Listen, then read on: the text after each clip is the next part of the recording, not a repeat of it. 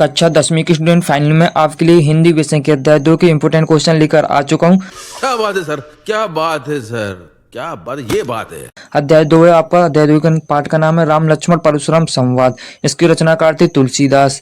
ठीक है, इसकी रचनाकार थे तुलसीदास। तो कोई तीनों फॉर्मेट में आपकी मदद कर सकता है, त्रैमासिक हो चाहे अर्धवार्षिक हो या वार्षिक परीक्षा। ये जो क्वेश्चन आंसर है ये तीनों परीक्षाओं में आपके लिए इम्पोर्टेंट बनकर रहेंगे, तो आप जरूर अभी से पढ़ लो, तो बाद में आपको दिक्कत नहीं जाएगी।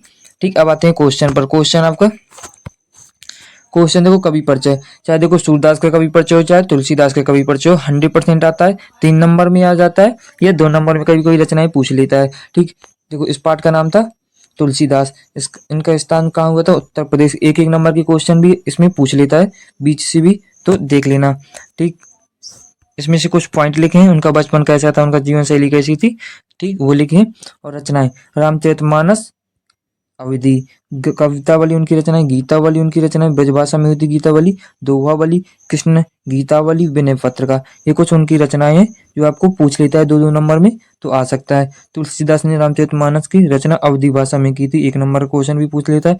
विनय पत्रिका तथा कवितावली की रचना ब्रज भाषा में की गई है, ये भी 1 नंबर का क्वेश्चन पूछ लेता है, तो अच्छे से पॉइंट भी ध्यान दिया करो।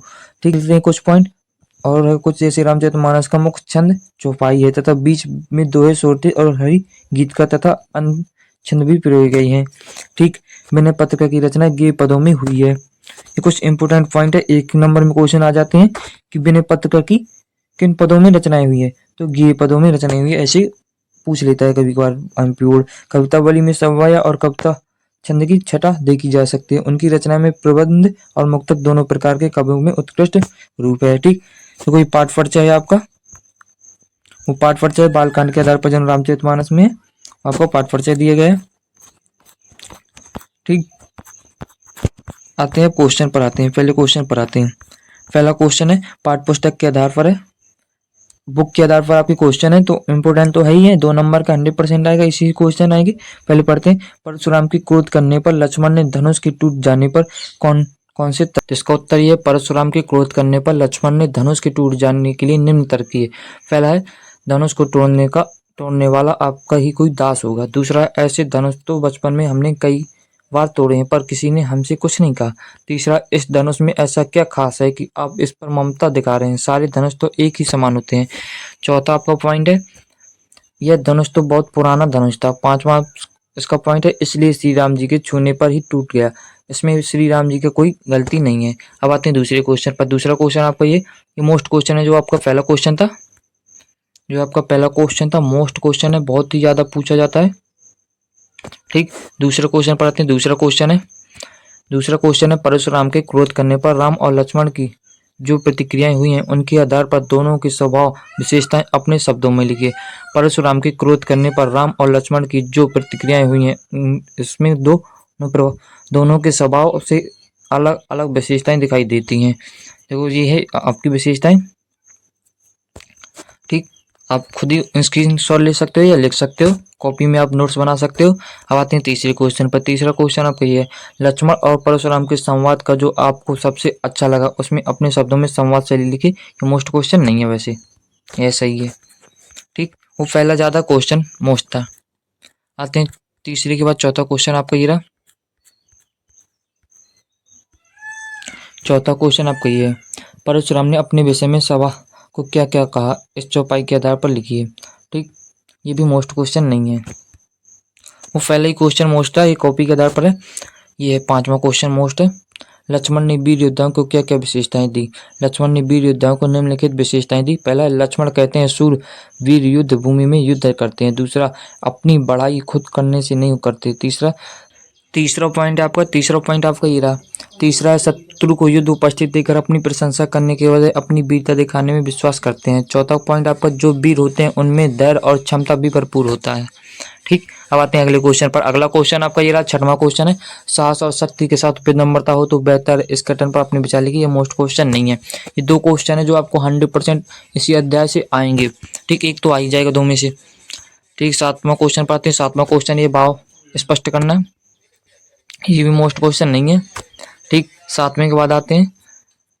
7वें के बाद 8वां क्वेश्चन है, पाठ के आधार पर तुलसी भाषा संदर्भ 10 पंक्तियां लिखी। ये भी ऐसे ही है क्वेश्चन। नौवां क्वेश्चन ये है। नौवां क्वेश्चन भी इस पूरी प्रसंग में व्यंग्य का अनूठा सुंदर उदाहरण दीजिए। साथ में देखो मैं आपको पूरी जो प्रश्नोत्तर है आपके बुक की उसी के उत्तर बता रहा हूँ। अगर और भी चाहिए हो जैसे व्याकरण के कुछ हो गए तो चैनल को सब्सक्राइब कर देना। मैं आपको कमेंट में बता देना, मैं आपको प्रोवाइड करा दूंगा, वो भी वीडियो बना दूंगा उस पर भी। ये भी क्वेश्चन अच्छे नहीं है, मोस्ट नहीं है बिल्कुल। 10वें क्वेश्चन भी मोस्ट नहीं है। ठीक, 10वें के बाद आते हैं संक्षिप्त उत्तर प्रश्नोत्तर लिखिए। संक्षिप्त में आपको लिखना है परशुराम क्यों युद्ध थे, क्यों क्रोध थे, सॉरी परशुराम क्यों क्रोध थे।